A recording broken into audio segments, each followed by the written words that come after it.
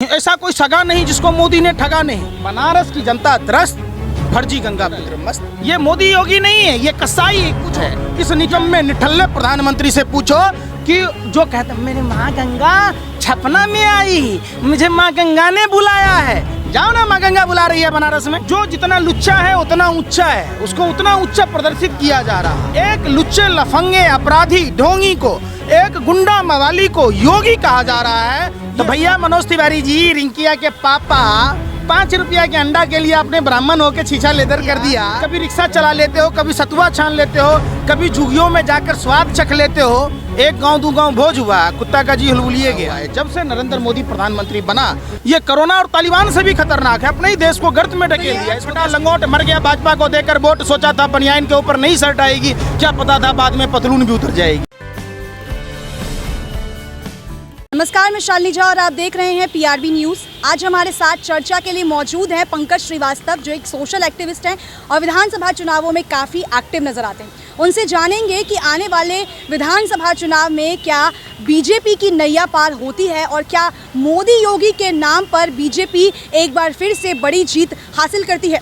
Sir, पहला सवाल ये है कि इस बार यूपी के विधानसभा चुनाव में योगी और मोदी के नाम पर वोट हासिल किया जाएगा, क्या आपको लगता है कि ये सफलता होगी?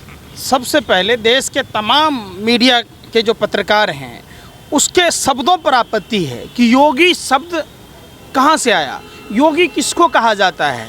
एक अगर गुंडा मवाली, ढोंगी अपराधनाथ पर जिस पर कई संगीन मामलों में मामला दर्ज था, तो क्या आप उसको योगी कहेंगे? अगर उत्तर प्रदेश के ढोंगी अपराधनाथ को आप अगर योगी कहेंगे तो लादेन को, दाऊद को क्या शंकराचार्य कहेंगे? तो बरगलाने की कोशिश की जा रही है। ये घोर कलयुग है, घोर कलयुग है। ये जो जितना लुच्चा है उतना ऊंचा है, उसको उतना ऊंचा प्रदर्शित किया जा रहा है। एक लुच्चे लफंगे अपराधी ढोंगी को, एक गुंडा मवाली को योगी कहा जा रहा है। ये सरासर हिंदू धर्म का अपमान है। मैं एक सच्चा हिंदू होने के नाते इस बात को कतई बर्दाश्त नहीं करूँगा। कह रहे हैं विकास तो हुआ है, इसको विकास कहेंगे? महिलाओं के साड़ी खोल लिए जाएं, इसको विकास कहेंगे?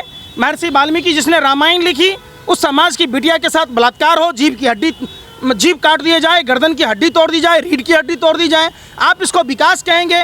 कि अमिताभ ठाकुर जैसे पूर्व आईजी के साथ आतंकवादियों जैसा सलूक हो, आप इसको विकास कहेंगे?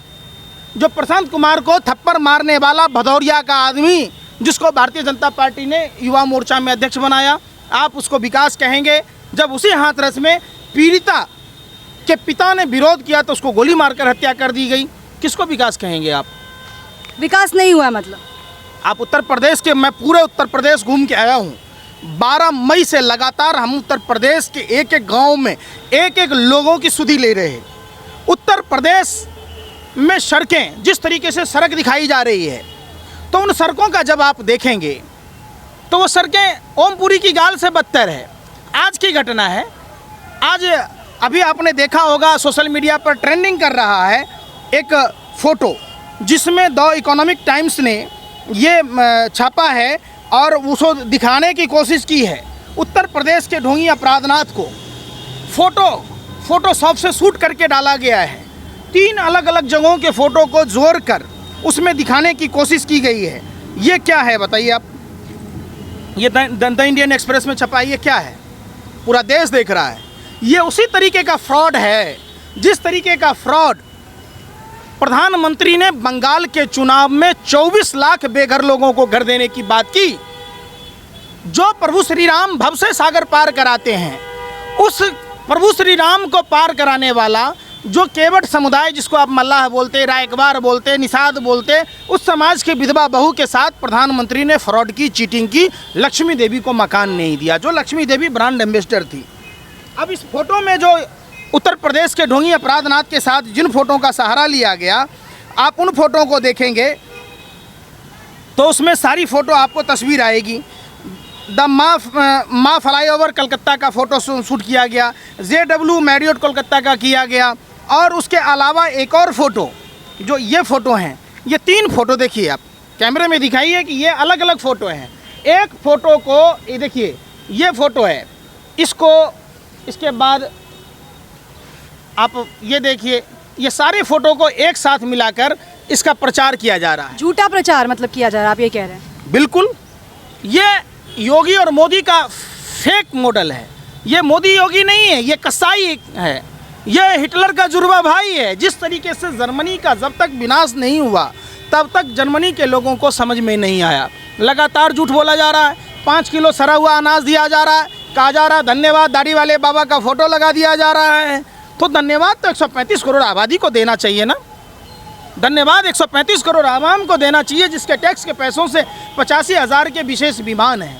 धन्यवाद उसको दिया जाना चाहिए जो नया संसद भवन उसके टैक्स के पैसों से बन रहा है। वेतन भत्ता ले रहा है, इनका मनोज तिवारी गुमराह करने की कोशिश करता है। आप बताइए, मनोज तिवारी कहता है कि जब वैक्सीन फ्री में मिलेगा तो जाहिर तौर पर महंगाई बढ़ेगी। तो भैया मनोज तिवारी जी, रिंकिया के पापा 5 रुपया के अंडा के लिए आपने ब्राह्मण होकर छीछा लेदर कर दिया, एक महिला शिक्षिका का अपमान किया। कभी रिक्शा चला लेते हो, कभी सतुआ छान लेते हो, कभी झुग्गियों में जाकर स्वाद चख लेते हो। एक गांव 2 गांव भोज हुआ, कुत्ता का जी हुलहुलिए गया। जिस पूर्वांचल के लोगों को झुग्गी में जा कर सो कर प्रभावित करने की कोशिश की मनोज तिवारी ने, जब खोरी गांव में यूपी और बिहार के लोग थे ज़्यादातर, जब उनकी झुग्गी तोड़ी जा रही थी, पानी काट दिए गए, बिजली काट दिए गए, तब वहाँ कोई क्यों नहीं पहुँचा? सवाल ये है कि अभी जेपी नड्डा खुद उत्तर प्रदेश गए और उन्होंने वहाँ पे बूथ मिशन अभियान की शुरुआत करी, जिसके अंतर्गत उन्होंने कार्यकर्ताओं को जो है वो जीत का मंत्र दे दिया है। कौन सा मंत्र है बताइए ना? जीत का मंत्र क्या होता है? कि राज्य में विकास नहीं करो। राज्य में आप जीत का मंत्र देना था तो प्रधानमंत्री से सवाल पूछो। इस निकम्मे निठल्ले प्रधानमंत्री से पूछो कि जो कहते मेरे माँ गंगा छपना में आई, मुझे माँ गंगा ने बुलाया है। जाओ ना, माँ गंगा बुला रही है बनारस में। एक सांसद हर साल 5 गांव बनाएगा, उस हिसाब से 7 साल में 35 गांव आदर्श बनने थे। तो बनारस में बता दीजिए, हम उस दिन से विरोध करना छोड़ देंगे। देश की मीडिया के लोग बता दें, भाजपा के लोग बता दें, अगर माँ का दूध पिया है तो 35 गांव प्रधानमंत्री के क्षेत्र में बता दीजिए। छठी रात का दूध याद आ जाएगा, इनकी पतलून गीली हो जाएगी। बनारस की जनता त्रस्त, फर्जी गंगा पुत्र मस्त।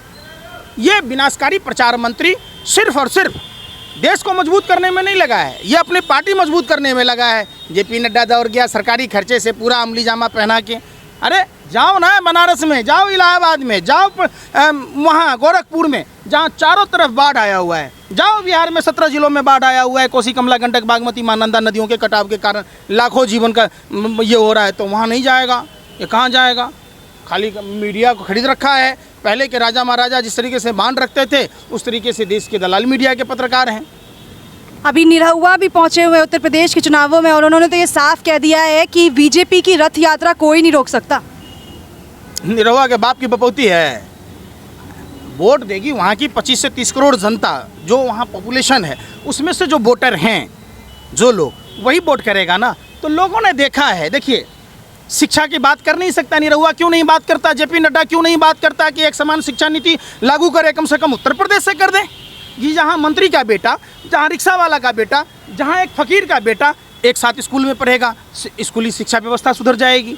स्वास्थ्य पर क्यों नहीं बोलता? एक समान स्वास्थ्य नीति की बात करता, जहाँ नेता मंत्री, जहाँ आम पब्लिक सब वहाँ इलाज कराए। स्वास्थ्य में अभी मालूम है आपको, उत्तर प्रदेश में वायरल बुखार के कारण कितनी मौतें हुई है, कितने बच्चों की मौत हुई है। एक बेड पर 4 बच्चे। ये उत्तर प्रदेश का विकास है या विनाश है? इन्होंने विनाश का नाम बदल के विकास रख दिया, बेरोजगारी का नाम बदल के नौकरी रख दी। तो नाम बदलने से बेरोजगारी पे तो कहा है उन्होंने 10 करोड़ युवाओं को जो है वो रोजगार दिया गया है। 2 करोड़ हर साल देना था। कौन सा आंकड़ा पढ़ के आए आप? अब भाजपा IT सेल का आपने व्हाट्सएप यूनिवर्सिटी से ज्ञान अर्जित किया क्या? नहीं, मैं बिल्कुल। 7 साल में 14 करोड़ युवाओं को रोजगार देना था, 15 करोड़ युवाओं को बेरोजगार बना दिया। देश में 35 से 40 करोड़ जो दैनिक मजदूर थे, उनके साथ भुखमरी की समस्या है। आज ऐसा कोई घर नहीं है जिसमें त्राहिमाम नहीं मचा हुआ है। ऐसा कोई परिवार नहीं है जिसमें महंगाई की मार, बेरोजगारी की मार, कोरोना की मार, देश के मंदी और अर्थव्यवस्था की मार, और सबसे बड़ा तो ये नमूना का मार पड़ा हुआ है। जब से नरेंद्र मोदी प्रधानमंत्री बना, ये कोरोना और तालिबान से भी खतरनाक है। अपने ही देश को गर्त में ढकेल दिया। इसको देश की फिक्र ही नहीं है।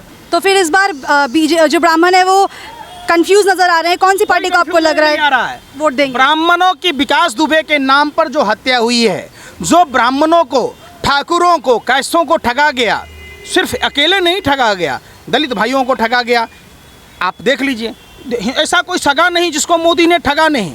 अरे भैया, प्राइवेटाइजेशन के नाम पर आरक्षण खत्म कर दिए गए, तो ये देश सवाल पूछेगा। एक आखिरी सवाल ये है कि हिंदुत्व मॉडल योगी आदित्यनाथ के लिए क्या चुनावी मुद्दा बनेगा या फिर चुनाव में उनको जीत दिलाएगा इस बार? अरे भैया, वो हिंदू है ही नहीं, आप फर्जी आदमी को हिंदू कह रहे। रामायण ने सिखाया है कि मारीची जो था सोने का हिरण बनकर आया, रावण साधु का। जीत मिलेगी या नहीं मिलेगी? फिर मैं कह रहा हूँ हिंदू है योगी आदित्यनाथ, जिसको आप तो कह रहे हैं हिंदू। कहाँ से हिंदू है? नाथ संप्रदाय का है, वो हिंदू है ही नहीं।